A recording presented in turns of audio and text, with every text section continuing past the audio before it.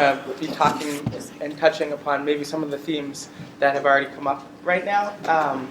This really brilliant panel. It's like terrifying to go last, but I'm excited for the Q&A. So I'm going to be speaking about my work as a filmmaker. I'm right now creating a film about Sylvia Rivera, Marsha P. Johnson, and STAR, Street Transvestite Action Revolutionaries, who were trans women of color who were active organizing. Okay, I'll bring it closer. Who were active in organizing in New York City in the 70s, 80s, and 90s, and took part in the Stonewall Rebellion, and worked with an understanding that the state was, and specifically police and prisons, were the primary predators of queer and trans people of color. And that's how they moved throughout the world, throughout their world. And they were also heavily engaged in sex work as a means to survive and also as a means of coming together. They were in the sex trade. And so this moment really speaks to me because we are in a moment right now of kind of heightened visibility of trans women of color. So whether it's on the cover of Time magazine, or on Amazon, or on Netflix. And I'm thinking about visibility and kind of the respectability that it brings because while there's heightened visibility of trans women of color, this is a moment with the highest ever homicide rate against trans women of color ever documented. Since the beginning of 2015, there was a trans woman of color in the U.S. killed every week. And that number doesn't really speak at all to the number of deaths that were actually happening because frequently the deaths of trans women of color are underreported or misreported. I'm speaking about kind of the reports of men wearing strange clothing, right? So a lot of the reporting of women is based on biologically determined notions of what gender is, which I think together we're all working to release it back into the universe and to challenge how they come up between us. So this is a moment with heightened visibility, demands for respectability, and also a real kind of both structural abandonment of people who are really vulnerable to the state, to police and prisons, and a kind of increasing attack on our lives. So I write a lot about this and do a lot of work around that, but I'm right now in this moment of thinking about, not just how do we want to respond to the state, right? How do we want to defend ourselves, but also what are we defending, right? Is particularly important to me. Thinking about not just our strategies and our tactics. I come from an activist and community organizing background when we're engaging the state and living under the shadow of the state, but what are the ways that we come together? What are our sociability? Kind of the ways that we're weird with each other, that we support and do the labor of care for one another, that we love each other, kind of our reproductive labor, specifically sex work, the work that allows other people to work, and also our ability to defend ourselves to be of not consequence, right? Of not having to engage with each other in a way that the state says, oh, this is important, right? You are doing something important. I think one of the things that we're really defending is our ability to do things that don't matter to the state, right? That aren't ever deemed as something that's going to be in the cover of the New York Times or the cover of Time magazine or on an internet platform to watch TV. Things that are really just strange, but actually are deeply meaningful. So I've been looking at this moment of kind of pre and post Stonewall, kind of late 1960s, early 1970s, to think through and with Sylvia Rivera and Marsha P. Johnson and other members of STAR around how they were navigating similar types of questions. And I just wanted to share some of that and offer it into the room for question and answer and further conversation. And so Sylvia Rivera has this great essay in a book called, it's an essay called Queens in Exile, and it's kind of just a reflection of her life.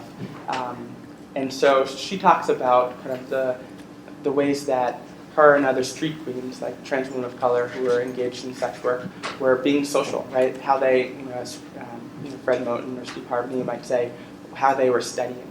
And so one of the things that she was saying is, and even back in the days of pre-Stonewall, we would sit on 44th Street. A lot of us girls, like Marcia and Vanessa and Miss Edwina and Miss Josie, a whole bunch of us, would sit around in a room.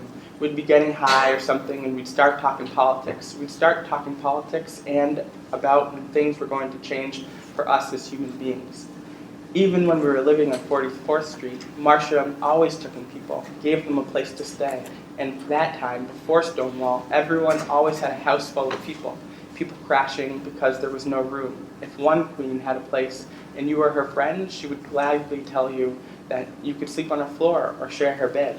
There would not be just 2 people in the room, there would be 4 or 5 of us. And everyone was sneaking around, not wanting to get caught by whoever we were renting from, right? So what they were doing, what they were defending at Stonewall, against the New York Police Department, or what they were defending against their landlord, was the ability to take care of each other, and kind of the freedom to not work necessarily, or the freedom to be able to work. And I'm speaking specifically about sex work. And so Sylvia kind of expands on this, the idea that the freedom to work in criminalized ways was central to their lives, and their freedom to support other people being able to not work in criminalized ways was also important to them when they formed Star House. So Star started after Stonewall in this moment at New York University, when New York University said, no, gay folks, you can't have 2 queer dance parties like that. You're going to turn all our freshmen gay. And New York University, for people who aren't familiar with New York City, is in the heart of the West Village, which was a central place of queer life, kind of pre-financialized queer life. And so Marcia and Sylvia were often kind of hanging out at New York University because it was right next to Washington Square Park, which was continues to be a highly policed but also social space for people who are incredibly vulnerable to state violence. So Marcia and Sylvia went to New York University and took over a building for about 7 days because of the homophobic practices of the university. So there's this kind of consistent engagement in places where formal study is happening, and a recognition that that formality is a huge obstacle to actual study, right? To actually figuring out about ourselves, and doing that through the ways that we come together, our sociability. So they started Star House in the East Village, and one of the things that they did was hustle the streets. And Sylvia talks about that, and she says, Marcia and I, and Bubbles and Endora and Bambi, kept that building going by selling ourselves on the streets while trying to keep the children off the streets. And a lot of them made good. A lot of them went home. Some of them I lost. They went to the streets. We lost them. But we tried to do our best that we could for them. The contribution of those who didn't make it out onto the streets, who wanted something different, right? She's not saying something better, but something different, was to liberate food in front of the AP and places like that, because back then they used to leave everything out in the store before it opened. So I was reading that, and I was thinking about the calls today to have visibility, that as a strategy, which really, I'm going to talk a little bit more about it, but visibility often overlaps deeply with state-sponsored surveillance. And I'm just how visibility affected the fact that they would be jacking food as a liberation practice into supporting other people to survive. Visibility is not a strategy that would have been viable for the survival of Star House. And I'm going to talk a little bit more about that. But Sylvia goes on to say, so the house was well supplied, the building's rent was paid, and everyone in the neighborhood loved Star House. They were impressed because they could leave their kids and we'd babysit them. If they were hungry, we'd feed them. We fed half of the neighborhood, this is the Lower East Side in New York City, because we had an abundance of food, the kids liberated. And just thinking about making, that even makes it more clear, liberation did not overlap in that moment with visibility, right? And so, for me, this is a pleasurable and dangerous practice that I'm thinking about. And many of us, including trans and gender nonconforming people, specifically trans women of color, this has been like a longly historically criminalized and fugitive practice, right? Like liberating things for our survival, supporting other people to be able to work or sell their labor, supporting other people to not be able to sell their labor or have the freedom to not sell their labor. It's an outlaw practice. And, you know, so it brings up this question, like if this is an outlaw practice, what are the primary predators for this kind of outlaw practice of survival? And what are the ways that we take on, you know, if the state is one of the primary predators, what are the ways that we take on that work for the state?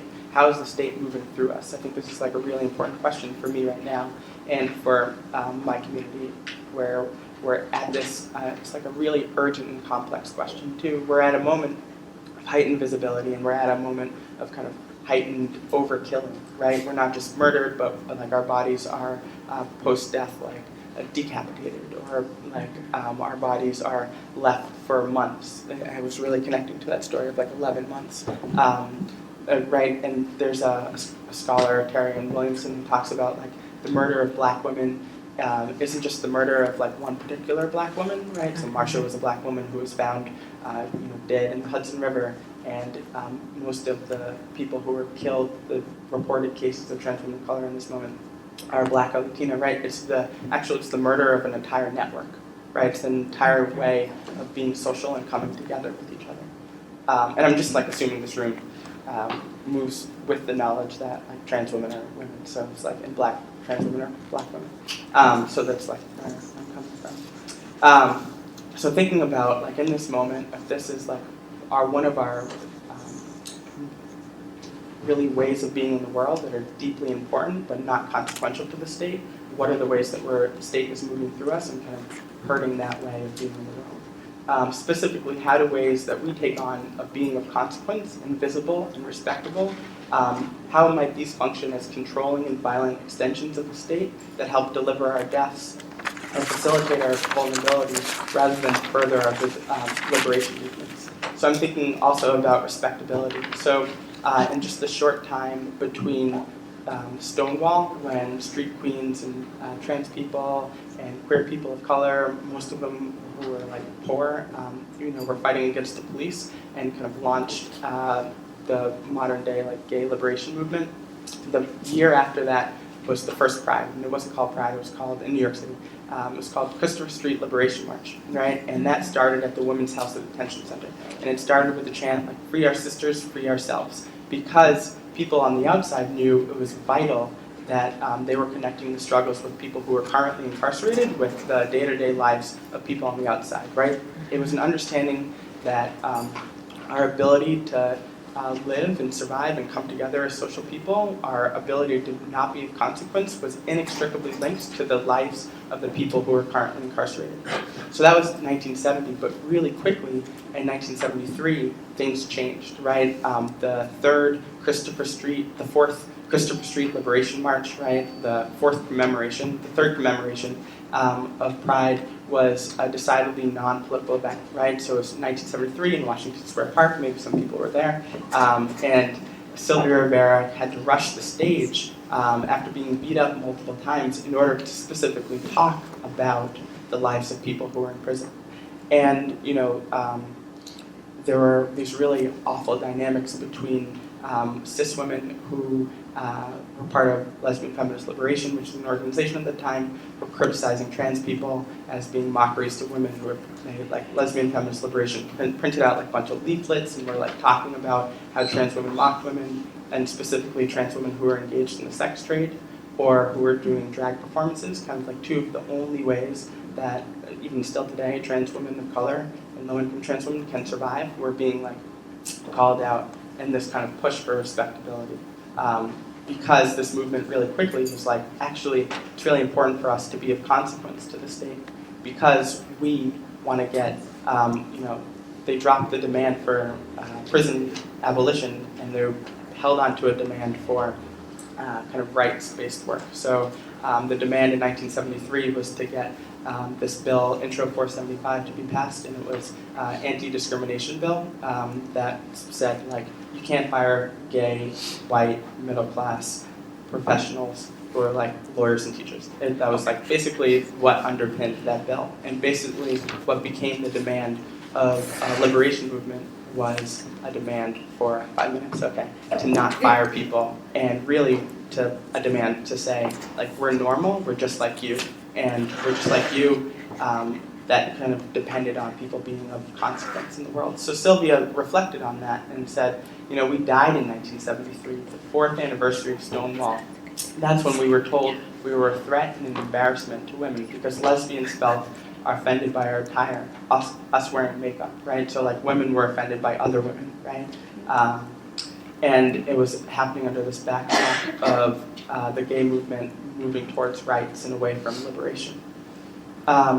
And so I'm thinking about this, and I also want to just offer like Marsha's words about like visibility and how that really threatened the ability to like do labor or not do labor, like labor that was criminalized.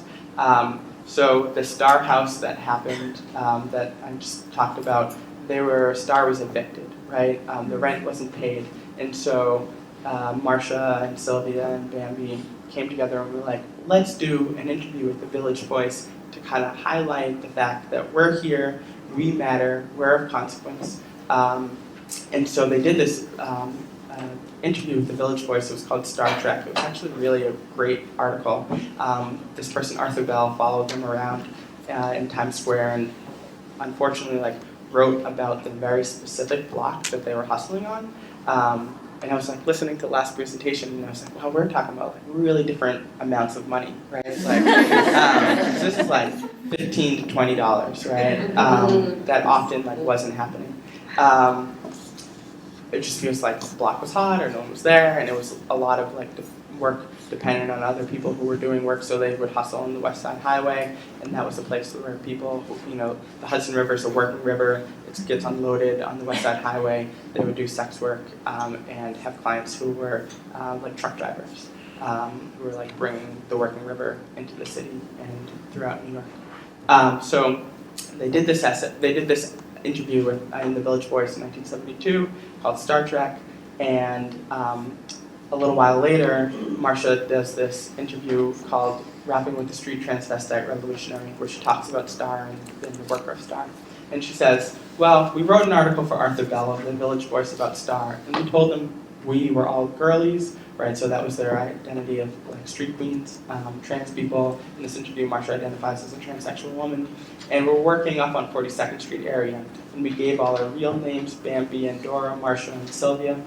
And we went out to hustle, you know. And about a few days after that, article came out in the Village Voice. You see, we got busted one after another in a matter of a couple weeks. I don't know if it was because of the Village Voice article or if we got busted because it was hot. So it was like she was engaged in a reflection about like how visibility might not have helped in that moment for them to be able to just like continue to do their work.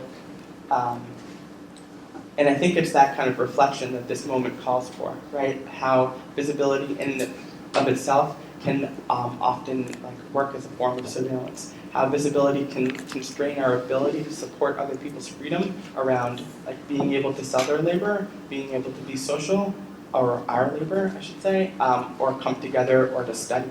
And also like how this is happening in an increasingly like moneyed way in terms of like the queer movement or the like, I was thinking about the circuit party, right? So this was like 1973, 1972. The financialization of Pride was like really rapidly happening with the rise of like rights-based demands. And you know, I'm thinking about this moment as calling us and demanding us to question about what it means to be of consequence. For that, our way of like orienting to the world, like doing work that the state deems as important. And because so often that's not actually a pillar of liberation, but rather an extension of the state, and it can really hinder us. So those are some of the questions that I'm thinking about that I wanted to offer into the room. Thank you.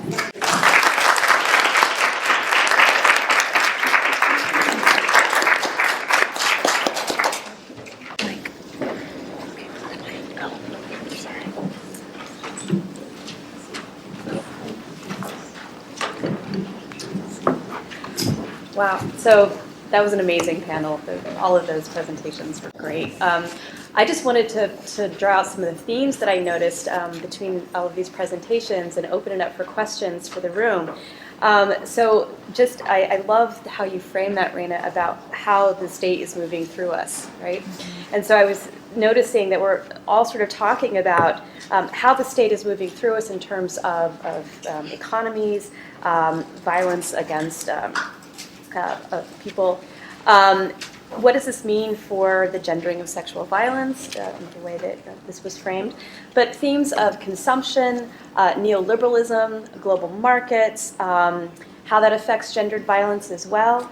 And how is violence a result of the cutting of many of the social nets that were available in the sort of pre-neoliberal kind of world? And what does this mean for the gendering of sexual violence? And this idea of visibility as well, right? What does visibility in terms of commodification mean for trans women of color, gendered women who are in gendered bodies? So those are some of the things that I wanted to bring out, and I think there are a lot of ties between sort of the local economies as well as the global economies that we've seen in these sort of themes of embodiment. So I'm going to open it up to the floor for questions now, and you can address, of course, any of the panelists.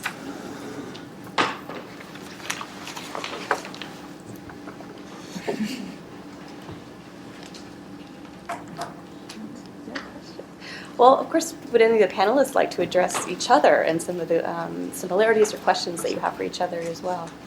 Put you on the spot. Let me start us off here and just jump in.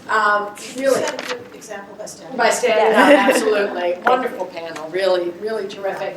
I was intrigued, of course, given the title and all that we're thinking about of this panel, Margot, with this question of how it's sort of we reinvent and reimagine and return to this trope of the sex wars as the framing discourse about which to talk about things that might actually be quite different, and frames of debate that could be imagined in different ways.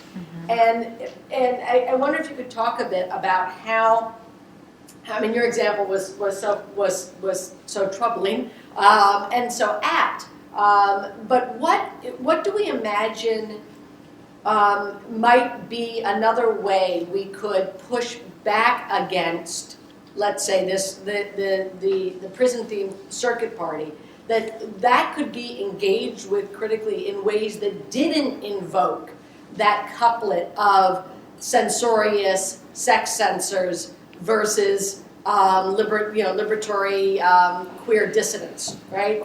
That old framework is so. Frankly, it was a corrupt framework in my view at the time as someone who was involved in that. But to have it be the framework that orients us now seems also equally problematic. What other ways could there be? That's for anybody here. Yeah. Okay. I don't have an answer to that, but I will say something, which is first, so I was really struck by Reina's talk, thinking about like what has changed, what has not changed, and especially kind of pre-Stonewall, like late 60s, early 70s, and then the role of the so one framework for thinking about this is the framework of the state, of policing, of surveillance, of kind of state authorized violence, and that to me is different though linked through kind of like the sort of profiting of the prison complex and things like that, but to questions of commodification, of kind of a neoliberalization, which have sort of precursors, but really started restructuring cities and local economies and economic policy in the 70s, in the like 73, 74, 75. So this sort of pre-moment is a kind of like revived neoliberal capitalism that where state surveillance and policing was a central issue. So like that hasn't changed, but what has changed is the attack on on welfare, on social services, which were never that great to begin with, but certainly are even worse now, a kind of like communal imagination, a sense that that the answer might not lie in being a good consumer citizen and having kind of individual negotiation of markets. That's sort of transformed our political vantage point too. So I want to kind of pull those apart and think about like the continuity on the one hand of kind of state violence and the dislocation that sort of transforming modes of capitalism might also offer. So that's not an answer at all to your question. But like, so to me, like now, what do we do? Well, we have to think about that, like the continuity and the transformation.